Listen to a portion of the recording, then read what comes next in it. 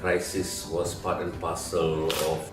That is why when I took office, I said immediately that I would ask for an extension of just 1 month in order to complete the water agreement. The process is started and will most probably conclude, which is still hanging in the air. The moratorium on bauxite had lapsed. I'm the one who took it to the cabinet and said that I needed 6 months extension of the moratorium. We have done a land study. We have identified pitfalls and the problems of this industry. I have cancelled all the APs as far as bauxite mining is concerned. We want to get rid of the bauxite stockpile first before the rainy season starts. So I am now vigorously working with my ministry officials as well as the state. Of course, there is huge potential in bauxite mining in Pahang. I want to get rid of the stockpile first, then sit down with all these main players, set of rules so that we can do it properly without having to hurt the environment. Water is a huge source that is, you can consider it as a security issue. We are blessed with tropical rainforests. I'm going to revamp the ministry. We have an agency called SPAN. We are going to use SPAN to start educational process to teach the people that water is a resource that we must respect.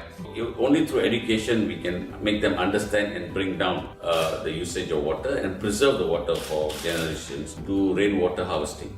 There is also supply of fresh water towards this industry in order to make it. Should carry out a stormwater storage facility. This is the best place to do it, either in KL or in Selangor, in Putrajaya.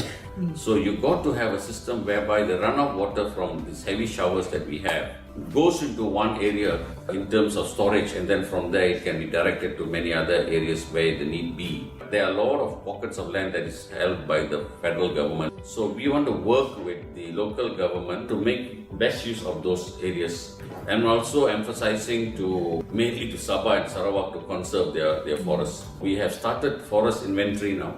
From the inventory, then we will know exactly how much is being used for logging purposes and how much of the forest is being used for development, flooding.